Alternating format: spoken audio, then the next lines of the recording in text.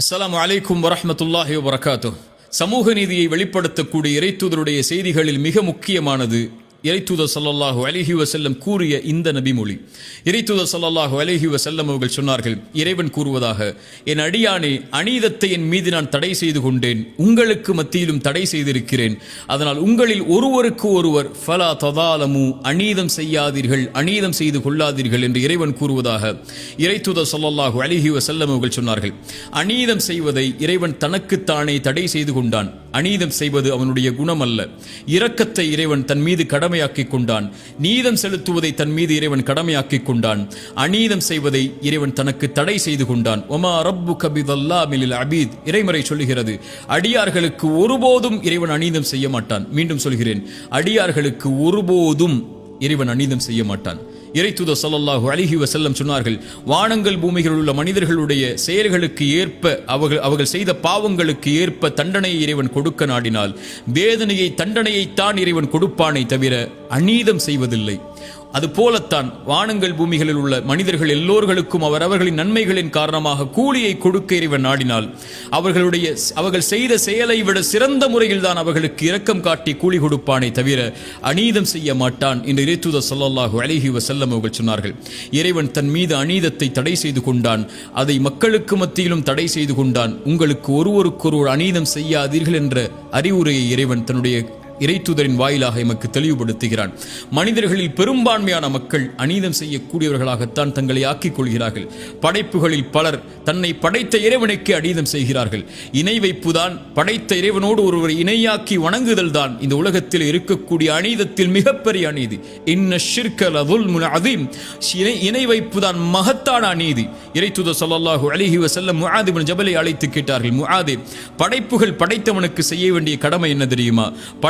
படைத்தவனுக்கு செய்ய வேண்டிய கடமை முஆது, அவனை வணங்குதல், அவனுக்கு ஒருவரையும் இணையாக்காமல் இருத்தல். முஆது, படைப்புகள் இதை செய்தால் படைத்தவன் அந்த படைப்புகளுக்கு செய்ய வேண்டிய கடமை நீதி என்ன தெரியுமா? இறைவனை வணங்கி அவனை இணையாக்காமல் இருந்தால் அவனை ஒருபோதும் இறைவன் தண்டிக்க கூடாது, வேதனை செய்யக்கூடாது. முஆது, அதுதான் இறைவன் அவர்களுக்கு காட்டக்கூடிய நீதி என்று இறைத்தூதர் ஸல்லல்லாஹு அலைஹி வஸல்லம் சொன்னார்கள். இந்த நீதிக்கு மாற்றமாக படைத்தவன் ஒருவன் இருக்க, உணவளிப்பவன் ஒருவன் இருக்க, அவனை படைத்து பரிபாலிப்பவன் ஒருவன் இருக்க, படைப்புகள் இன்னொருவரை இறைவன் என்று அழைப்பதுதான் அநீதத்தில் மிகப்பெரிய அநீதி என்பது இறைத்தூதருடைய வார்த்தையாகும். மனிதன் படைப்புகளுக்கு அநீதம் செய்கிறான். படைப்புகளில் பெற்றோர்களுக்கு மனிதன் அநீதம் செய்யக்கூடியவனாக இருக்கிறான். அவர்களுக்கு நடக்க வேண்டிய முறைக்கு மாற்றமாக நடந்து, மனைவி கணவனுக்கு, கணவன் மனைவிக்கு, பிள்ளைகள் பெற்றோர்களுக்கு, உறவுகளுக்கு, நண்பனுக்கு, அண்டை வீட்டாருக்கு, தன்னுடைய நெருக்கமானவர்களுக்கு, விலகி இருப்பவர்களுக்கு, பிரமதத்தார்களுக்கு, சகோதரர்களுக்கு என எல்லா தரப்பிலும் அநீதம் தான் இந்த உலகத்தில் மிகைத்திருப்பதை பார்க்க முடிகிறது. இறைத்தூதர் ஸல்லல்லாஹு அலைஹி வஸல்லம் ஒரு மனிதன் தனக்குத்தானே அநீதம் இழைக்க கூடாது என்றார்கள். இறைத்தூதரிடத்திலே பலர் வந்து முறையிட்டார்கள், இறைத்தூதரை ஒருவர் இரவு முழுக்க வணங்குகிறார், உறங்கவில்லை. ஒருவர் திருமணம் செய்யாமல் தன்னுடைய வாழ்க்கை முழுவதையும் வணக்க வழிபாட்டில் கழித்துக் கொண்டிருக்கிறார்.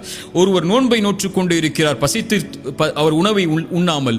இறைத்தூதர் ஸல்லல்லாஹு அலைஹி வஸல்லம் அவர்கள் எல்லோர்களையும் அழைத்து சொன்னார்கள், அநீதம் செய்யாதீர்கள், நேர்மையை நிலைநாட்டுங்கள், நீதியை நிலைநாட்டுங்கள். உங்கள் கண்களுக்கு செய்ய வேண்டிய கடமை இருக்கிறது, உங்கள் உடலுடைய கடமை இருக்கிறது. நான் உங்களில் இறைவனை அதிகமாக பயப்படக்கூடியவன், நானே திருமணம் செய்கிறேன், நானே நோன்பை நோக்கிறேன், நானே உபரியான கடமைகளை நிறைவேற்றுகிறேன், விடுகிறேன். நான் உங்களை விட இறைவனை பயப்படக்கூடிய நானே நீதியில் நடக்கும் போது நீங்கள் எப்படி அநீதம் செய்யலாம் என்று இறைத்தூதர் ஸல்லல்லாஹு அலைஹி வஸல்லம் அவர்கள் சொன்னார்கள். மனைவிக்கு அநீதம் செய்யக்கூடியவர்களை பார்க்கிறோம். இறைத்தூதர் ஸல்லல்லாஹு அலைஹி வஸல்லம் சொன்னார்கள், உங்களில் சிறந்தவர் உங்களுடைய குடும்பத்தாரிடத்திலே சிறந்தவர், நான் என் குடும்பத்தாரிடத்திலே சிறந்தவன். நீங்கள் இந்த உலகத்திலே சிறந்தவராக வாழ வேண்டும் என்றால் உங்களுடைய குடும்பத்தில் சிறந்தவராக வாழுங்கள், அதில் அநீதம் செய்து விடாதீர்கள் என்று இறைத்தூதர் ஸல்லல்லாஹு அலைஹி வஸல்லம் அவர்கள் சொன்னார்கள். ஒரு மனிதன் பிறருடைய பாவங்களை, பிறருக்கு பாவம் செய்வதன் மூலமாக, பிறருடைய உள்ளத்தை நோவினை செய்வதன் மூலமாக, பிறருடைய சொத்துக்களை சூறையாடுவதன் மூலமாக, பிறருடைய உரிமைகளை பறிப்பதன் மூலமாக ஒரு மனிதன் அநீதம் செய்து கொண்டிருக்கிறான். இவை அனைத்தையும் இறைத்தூதர் ஸல்லல்லாஹு அலைஹி வஸல்லம் தடை செய்தார்கள்.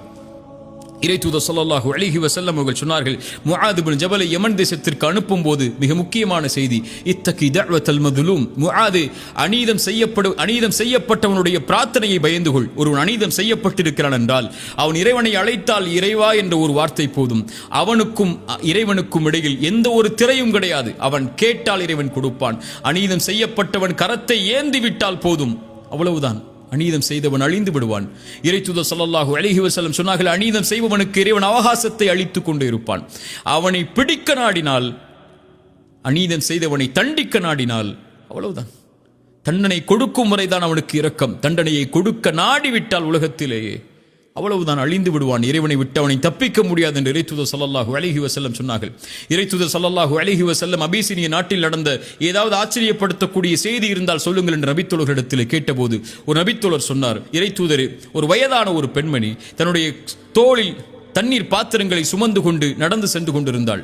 அப்போது அங்கிருந்த வாலிபர்கள் அந்த தண்ணீர் பாத்திரத்தை அந்த பெண்ணை இழிவுபடுத்துவதற்காக தட்டிவிட்டு அந்த பெண்ணையும் கீழே தள்ளிவிட்டார்கள். கால் வழிக்கு அந்த பெண் கீழே விழுந்தவள் எழுந்து ஒரு வார்த்தை சொன்னால், இறைத்தூதரே, அது எங்களை ஆச்சரியப்படுத்தியது. என்னை அநீதம் செய்தவனே, நாளை மறுமை என்ற ஒரு நாள் வரும், இறைவன் சிம்மாசனத்தை அமைப்பான். முதலாவவர் முதல் இறுதியான மனிதர் வரை எல்லோரைகளையும் ஒன்று கூட்டுவான். நாவுகள் சீலிடப்பட்டு கரங்கள் தோள்கள் பேசும். அந்த நேரத்தில் இறைவனுக்கு முன்னால் என்னுடைய சிம்மாசனம் இருக்கும்போது உனக்கும் எனக்கும் நடந்த இந்த அநீதி அங்கே பேசப்படும். அப்போது பார்த்துக் கொள்கிறேன் உன்னை என்று சொன்னாள். அந்த செய்தி என்னை ஆச்சரியப்படுத்தியது. இறைத்தூதர் சொன்னார்கள், அந்த பெண் உண்மையைத்தான் சொன்னாள். பலமில்லாத அந்த பெண் பலமுள்ள மக்கள் இருக்கும்போது இரக்கம் காட்டப்படாமல் இருக்கும்போது இறைவன் எப்படி அந்த சமூகத்திற்கு இரக்கம் காட்டுவான் என்று இறைத்தூதர் ஸல்லல்லாஹு அலைஹி வஸல்லம் நீதியின் குரலை சொன்னார்கள். இறைத்தூதர் ஸல்லல்லாஹு அலைஹி வஸல்லம் உடைய வார்த்தைக்கு பல அறிஞர்கள் விளக்கம் சொன்னார்கள். இந்த பூமி முழுக்க நீதியால் நடக்கப்பட்டால், அது இறை மறுப்பாளர்கள் ஆட்சி செய்யப்பட்டால் கூட அந்த பூமி நடக்கும், அந்த பூமி இயங்கும். ஆனால் பூமி முழுக்க அநீதம் மேலோங்கிவிட்டால் அதை ஆட்சி செய்பவர்கள் இறைவனை நம்பிக்கை கொண்ட முஸ்லிம்களாக இருந்தாலும் இறைவன் ஒருபோதும் அந்த சமூகத்தை வழிநடத்த விடமாட்டான் என்று இறைத்தூதர் ஸல்லல்லாஹு அலைஹி வஸல்லம் உடைய வார்த்தைக்கு விளக்கமாக பல அறிஞர்கள் சொன்னார்கள். இறைத்தூதர் ஸல்லல்லாஹு அலைஹி வஸல்லம் சொன்னார்கள், அநீதத்தை பயந்து கொள்ளுங்கள், அதுதான் மறுமையில் இருக்கக்கூடிய இருள்களில் மிக அதிகமான இருளாகும் என்று இறைத்தூதர் ஸல்லல்லாஹு அலைஹி வஸல்லம் அவர்கள் சொன்னார்கள். இறைத்தூதர் ஸல்லல்லாஹு அலைஹி வஸல்லம் சொன்னார்கள், இந்த பூமியில் இருக்கக்கூடிய சில பாவங்களுக்கு தண்டனையை இறைவன் விரைவாக முற்படுத்துவான், அதை விரைவாக கொடுக்க வேண்டும் என்று இறைவன் நாடுவான். அதில் ஒன்று பெற்றோர்களுக்கு மாறுபட்டு நடத்தல், இன்னொன்று அநீதம் செய்தல்.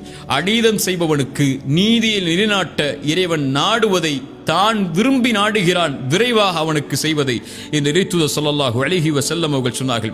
இறைத்தூதர் ஸல்லல்லாஹு அலைஹி வஸல்லம் சொன்னார்கள், நாளை மறுமையில் பரம ஏழை என்பவன் யார் தெரியுமா? நன்மைகளை சுமந்து வருவான், மூட்டைகளாக மலைகளாக நன்மைகளை சுமந்து வருவான். சுமந்து வரக்கூடியவனுக்கு பின்னால் வரிசையாக மக்கள் நிற்பார்கள். அது அவருடைய குறையை பற்றி பேசியிருப்பான், ஒரு உரிமையை பறித்திருப்பான், செல்வத்தை சூறையாடி இருப்பான், மனதை காயப்படுத்தி இருப்பான், இப்படி மனிதர்களுக்கு அநீதம் செய்து இருப்பான்.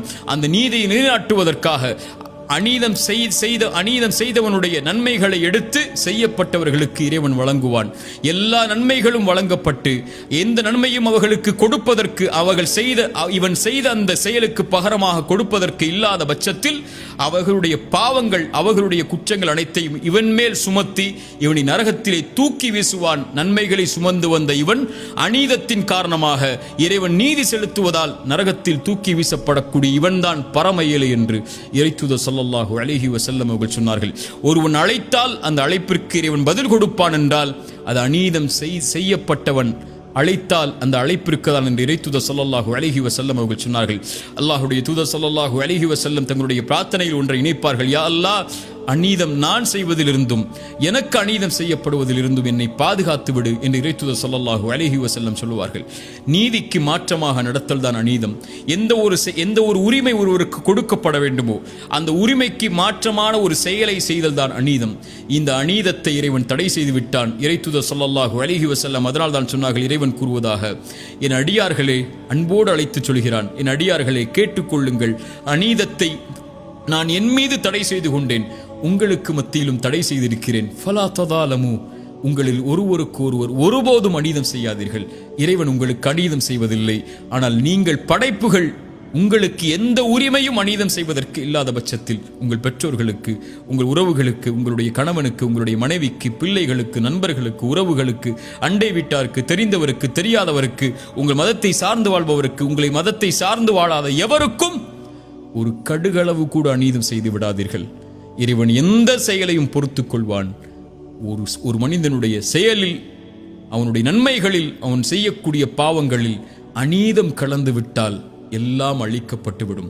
அநீதம் செய்யப்பட்டவன், நான் ஒருவனுக்கு அநீதம் செய்தவன் எனக்கு எதிராக ஒரு பிரார்த்தனையை செய்து விட்டால் அவ்வளவுதான், வாழ்ந்த வாழ்க்கை முழுக்க வீணாகும்.